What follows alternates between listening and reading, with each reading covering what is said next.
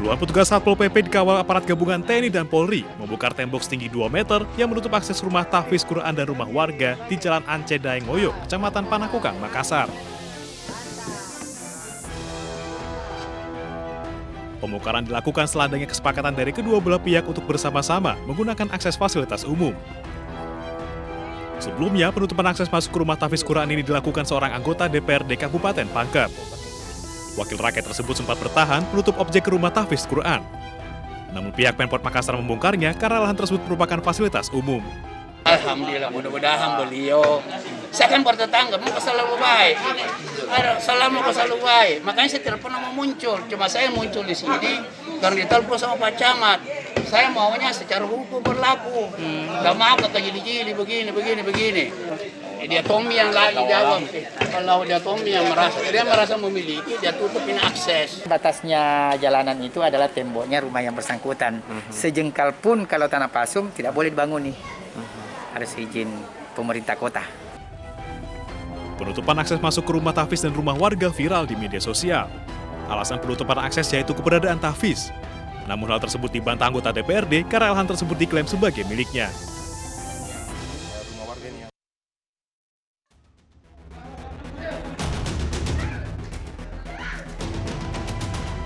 Keributan terjadi antara sejumlah keluarga pasien dengan seorang perawat di Rumah Sakit Gunawan Mangunkusumo, Ambarawa, Kabupaten Semarang, Jawa Tengah. Sejumlah perawat lainnya mencoba melerai, namun keluarga pasien terus menyerang korban dengan gunting. Akibatnya, korban mengalami luka di bagian jarinya. Mbak, di jari. Di jari, di mana Mbak? Jari. Oh itu. Itu kenapa itu Mbak? Itu kena gunting. Kena gunting? Di rumah sakit ya Mbak? Yang atasnya dia, Mas Edi sama saya. Yang satunya Mas Amir Sarko. Oh gitu ya Mbak. Terus upaya langkah selanjutnya dari pihak rumah sakit apa Mbak? Kita Ikuti ya? dari manajemen. Tim Satgas COVID-19 Kabupaten Semarang berdatangi rumah sakit pasca peristiwa tersebut. Peristiwa tersebut terjadi diduga dipicu kekesalan pelaku dan keluarganya lantaran pasien COVID-19 yang menjalani perawatan di ruang isolasi meninggal dunia. Satgas COVID akan mengawal kasus tersebut pada proses hukum. Tetap harus diproses, karena apa? Biar tidak berulang-ulang. Ini karena gimana pun juga kita membantu masyarakat. Dari TNI, Polri itu membantu, tapi kadang ada masyarakat yang tidak mengerti hal-hal tersebut sehingga meluapkan emosi. 6 orang diperiksa dalam kasus ini.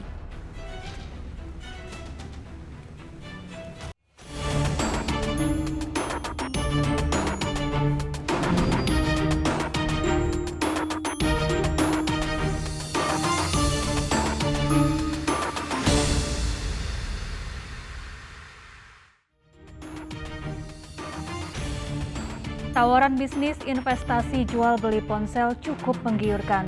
Namun tak disangka tawaran bisnis berujung perampokan.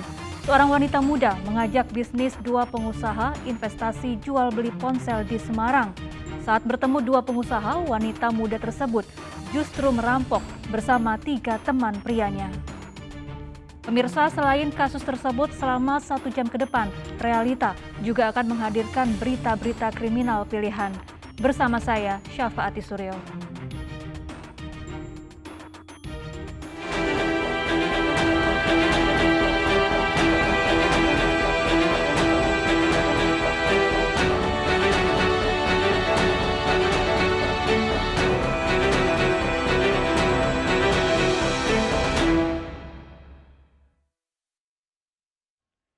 Modus mengajak bisnis investasi jual beli ponsel dengan modal 1 miliar rupiah. Seorang wanita muda mengotaki perampokan 2 pengusaha di Semarang, Jawa Tengah. Kedua korban disekap dan dibuang di pinggir hutan, lalu mobilnya dibawa kabur.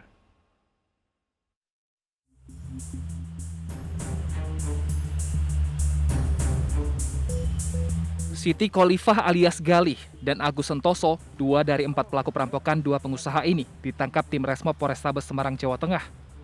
Galih dan Agus diketahui merupakan residivis kasus yang sama yang kembali beraksi dengan modus mengajak korban investasi jual beli ponsel dengan modal 1 miliar rupiah. Sementara 2 rekan pelaku masih buron dan dalam pengejaran.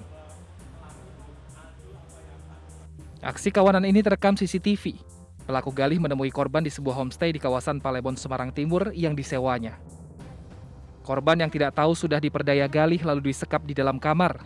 Dengan mata ditutup dan tangan terikat, korban dibawa dan dibuang di kawasan Sigar, Bencah, Tembalang. Apa itu namanya? Ketemu lewat DM Messenger. Apa yang sehingga kamu ketemu dengan si Aldo itu apa? Ya, menawarkan atau menjanjikan usaha apa? Investasi senilai 1 miliar. Mbak menyanggupi? Iya. Ada uangnya? Enggak ada. Kok bisa menyanggupi kalau nggak ada uang? Berarti niat itu muncul? Iya. Niat apa? Mengambil HP. Berpura-pura menjanjikan atau memang mau mengambil HP? HP aja diambil? Iya. Terus mobil itu? Tidak. Siapa yang bawa mobil itu ke Demak? Saya. Kedua pelaku dibekuk polisi saat kabur ke Madiun, Jawa Tengah. Sementara mobil korban yang sebelumnya dibawa kabur ditemukan di Kabupaten Demak, Jawa Tengah.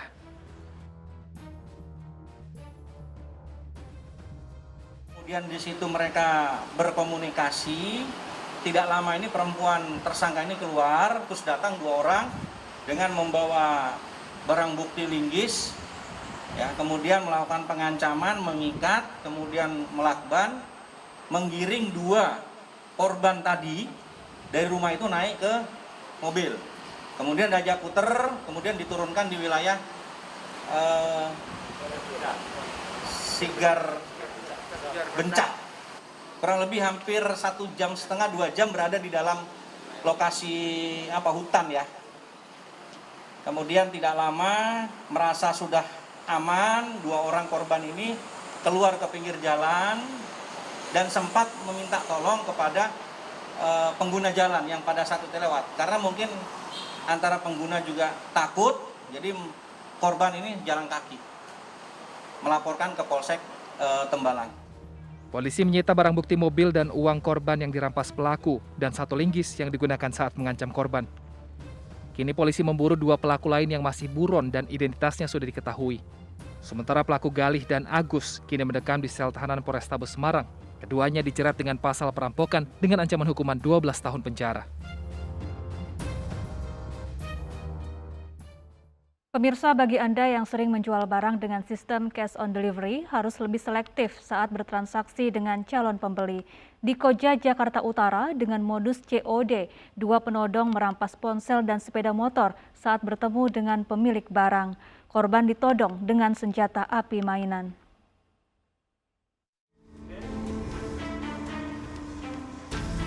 Dua pria ini ditangkap usai menodong pedagang yang menawarkan ponsel melalui media sosial. Pelaku yang berpura-pura berminat kemudian mengajak korban bertemu untuk bertransaksi sistem cash on delivery atau bayar saat barang diantar. Namun saat bertemu, korban justru ditodong dengan senjata tajam dan senjata api mainan. Korban yang ketakutan akhirnya terpaksa menyerahkan ponsel yang awalnya hendak dijual. Tidak hanya itu, pelaku juga merampas ponsel dan sepeda motor korban. Akhirnya dia mengancam dengan celurit. Ya. Dikalungkan celuritnya di leher, satu mendorongkan ini berupa senjata ya, senjata api. Tapi setelah dilakukan penangkapan tadi senjata mainan, korek. Setelah handphonenya diambil tadi, korban disuruh duduk, terus lalu barang-barang korban dibawa kabur. Polisi menyita barang bukti diantaranya sepeda motor milik pelaku dan korban, 1 ponsel yang akan dijual dan 1 ponsel milik korban, serta senjata api mainan dan senjata tajam milik pelaku. Kedua pelaku kini mendekam di sel tahanan Polsek Koja dan dijerat dengan pasal pencurian dengan kekerasan dengan ancaman hukuman 9 tahun penjara. Sementara di Kabupaten Bogor, Jawa Barat, 4 pria yang mengaku debt collector merampas sepeda motor milik seorang santri yang sedang melintas di wilayah Cilengsi. Motor rampasan dijual ke penadah dan uangnya dibagi rata ke 4 pelaku.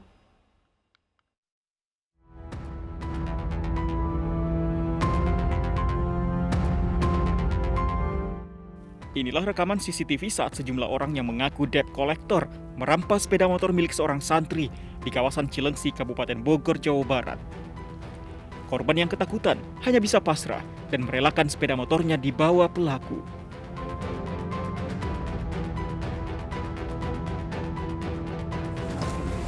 Polres Bogor yang menerima laporan korban akhirnya menangkap 4 pelaku.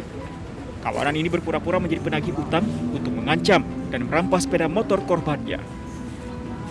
Motor korban lalu dijual Rp1.500.000 ke penadah dan hasilnya dibagi 4.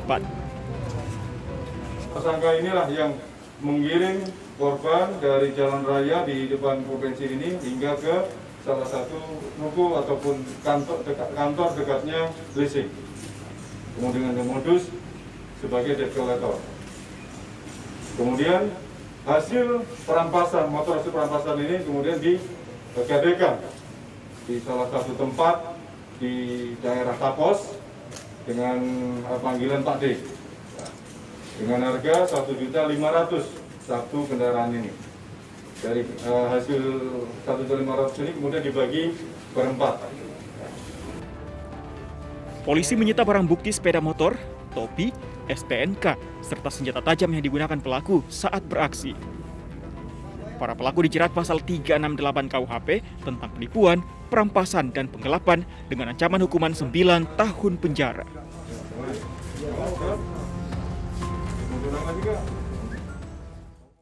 Berkenalan dengan seorang wanita cantik di media sosial, seorang pengusaha asal Tanah Datar, Sumatera Barat justru mengalami nasib sial. Korban yang hendak datang ke rumah pujaan hatinya justru digasak hartanya oleh keluarga calon istrinya yang ternyata merupakan komplotan perampok.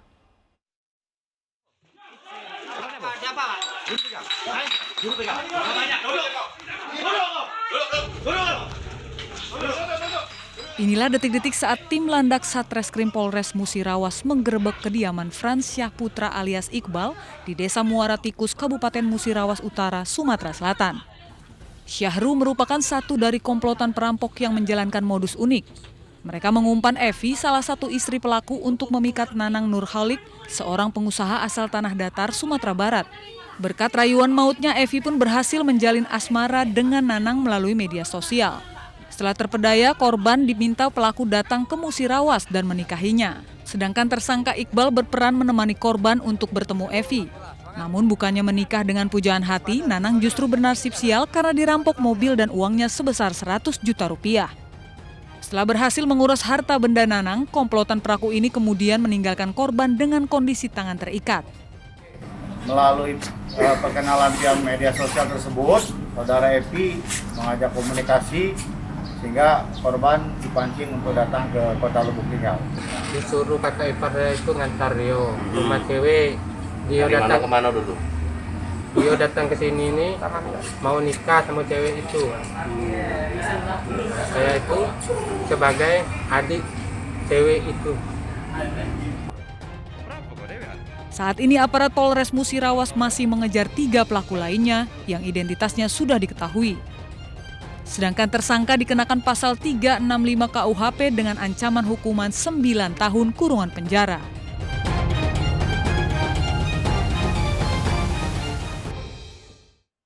Dua perampok berkedok travel liar di Padang, Sumatera Barat diringkus. Dalam aksinya, pelaku meyakinkan korban dengan mengumpan pelaku perempuan sebagai penumpang. Saat dalam perjalanan, 2 pelaku lainnya mengancam dan merampas harta benda korban.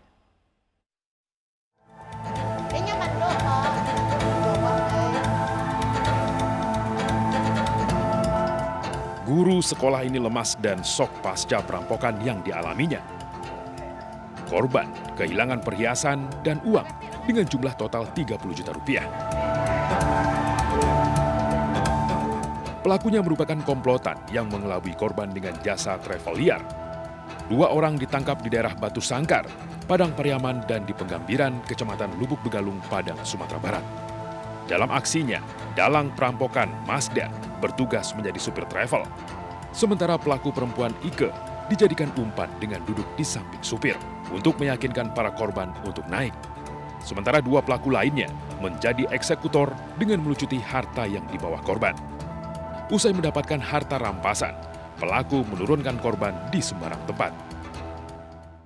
Terjadi apa-apa di belakang, Ike nggak lihat, nggak melihat apa-apa.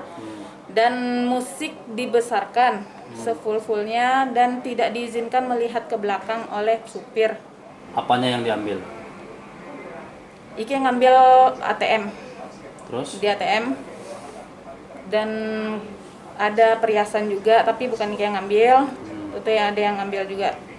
Itu aja. Yang bertugas ke ATM nanyain PIN siapa? Yang bertugas yang mengambil ATM itu tuh yang disuruh turun sama Mazda mengambil uang di ATM. Dan PIN-nya sudah ada dengan Mazda. Berapa total uang yang diambil? 10 juta. Berdasarkan pengakuan tersangka, kami mendapatkan informasi ada 3 TKP yang telah dilakukan, namun pelakunya berbeda-beda, namun salah seorang otaknya sudah diamankan di Polsek Pariaman. Atas perbuatannya, pelaku dijerat pasal tentang pencurian dengan kekerasan dengan ancaman hukuman maksimal 9 tahun penjara.